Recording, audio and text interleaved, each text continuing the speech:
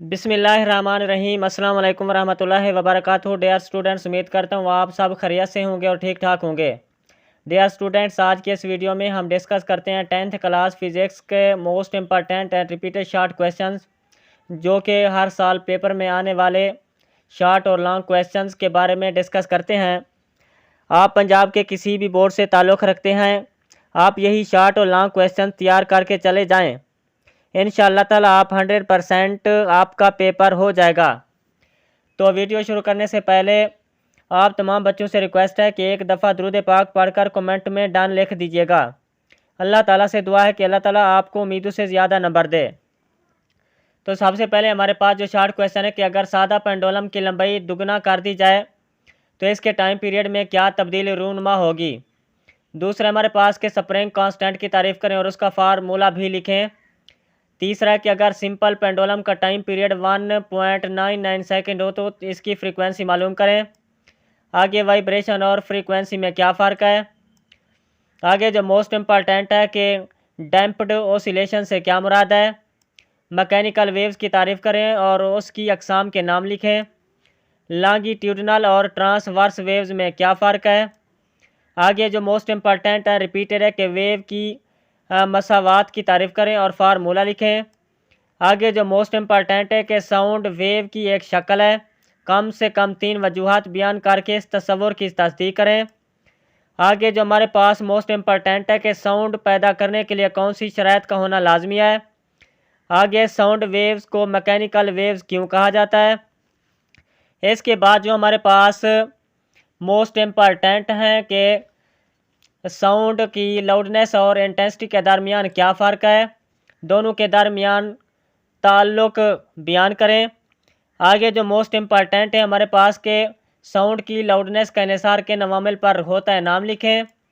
आगे लाउडनेस का यूनिट क्या है जो हम साउंड सुनते हैं, इसकी इंटेंसिटी की हदूद की वजाहत करने के लिए लोगारिथमिक स्केल क्यों इस्तेमाल करते हैं। आगे कि मर्दों की निस्बत औरतों की आवाज़ बारीक क्यों होती है। आगे जो मोस्ट इम्पॉर्टेंट है कि फ्रीक्वेंसी और पिच में क्या फ़र्क है। बे आवाज़ सीटी से क्या मुराद है, इसकी फ्रीक्वेंसी की हदूद क्या है। आगे साउंड की इंटेंसिटी से क्या मुराद है, इसका यूनिट क्या है। आगे लाउडनेस और आवाज़ की शिद्दत में क्या फ़र्क है। आगे साउंड की लाउडनेस और इंटेंसिटी में हिसाबी ताल्लुक़ लिखें। साउंड इंटेंसिटी लेवल का यूनिट और फार्मूला तहरीर करें।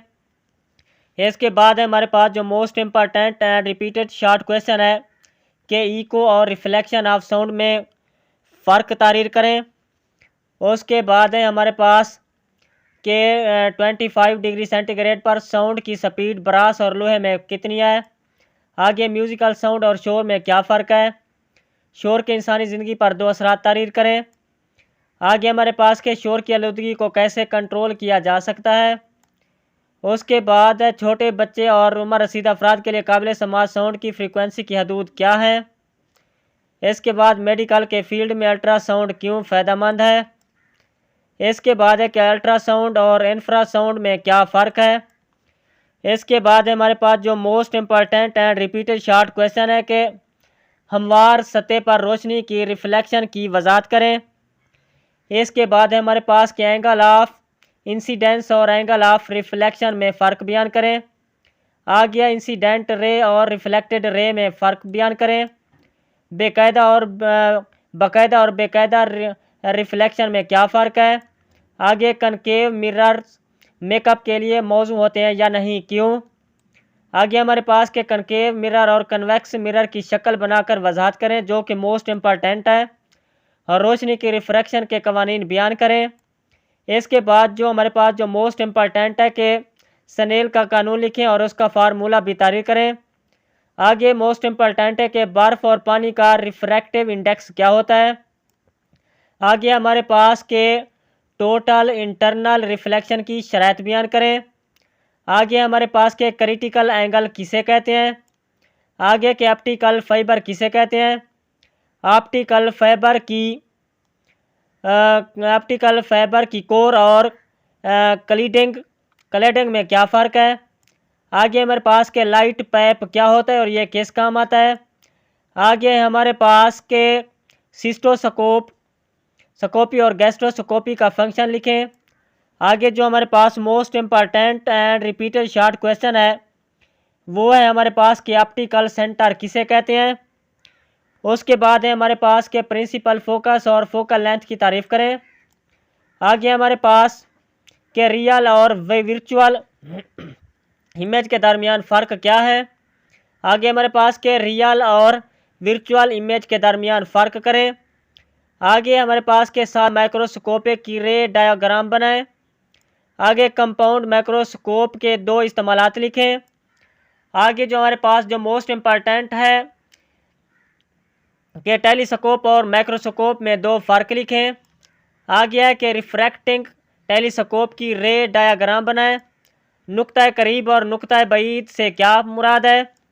आगे हमारे पास के करीब नज़री से क्या मुराद है, इसे कैसे दूर किया जा सकता है, जो कि मोस्ट इम्पॉर्टेंट है कि करीब नज़री और बईद नज़री में क्या फ़र्क है। उसके बाद जो हमारे पास जो most important and repeated short question है वो है कि किसी जिस्म पर चार्ज की नोयत का पता कैसे लगाया जाता है। कोलम का कानून बयान करें। उसके बाद हमारे पास के कोलम फोर्स पर फासला क्या असर है बयान करें। सिस्टम इंटरनेशनल में कोलम के कानून में के की कीमत तहरीर करें। आगे हमारे पास के इलेक्ट्रिक फील्ड की तारीफ़ करें, इसका यूनिट भी तहरीर करें। उसके बाद हमारे पास के इलेक्ट्रिक फील्ड लाइंस की तारीफ़ करें, इस को किसने मुतारिफ़ करवाया। उसके बाद इलेक्ट्रिक फील्ड लाइंस की दो खसूसियात तहरीर करें।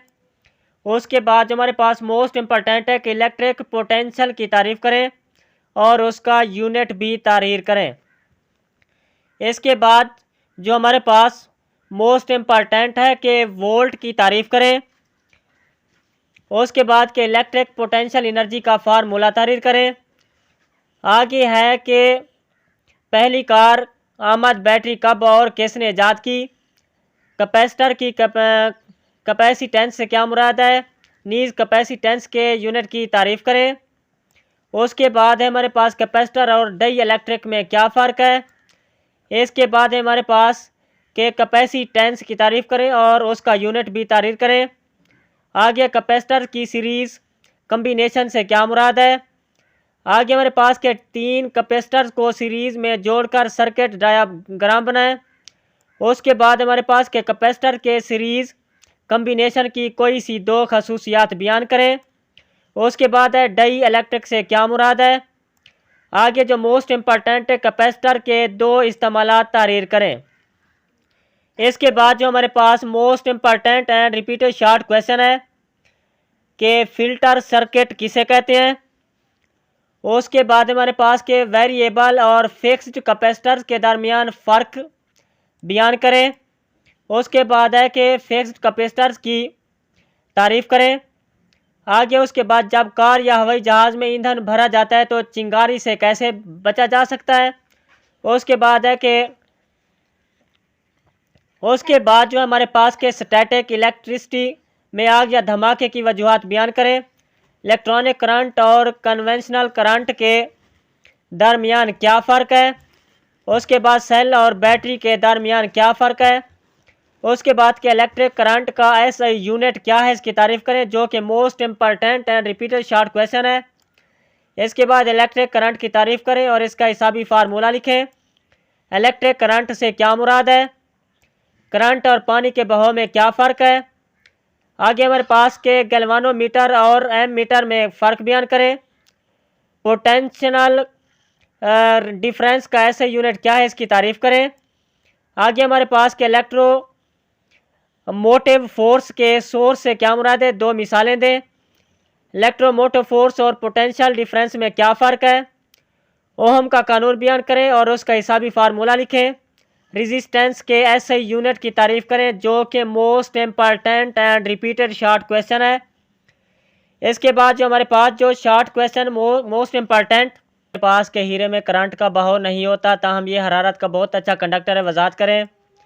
कंडक्टर्स और इंसुलेटर्स के दरमियान क्या फ़र्क है। तो डियर स्टूडेंट्स, आपने वीडियो को स्किप नहीं करना, वीडियो को एंड तक वॉच करें। अगर मेरी वीडियो अच्छी लगे तो मेरे चैनल को सब्सक्राइब लाजमी करें और बेल आइकन को ज़रूर प्रेस करें, ताकि हर नई आने वाली वीडियो आपको बर वक्त मौसूल होती रहे। तो डियर स्टूडेंट्स, इन तमाम लॉन्ग और शॉर्ट क्वेश्चंस को अच्छे वे से तैयार कर लीजिएगा। इसके अलावा आपको कोई भी मसला हो तो आप कमेंट सेक्शन में पूछ सकते हैं। दुआ में याद रखिएगा। जज़ाकल्लाह। अल्लाह हाफिज़।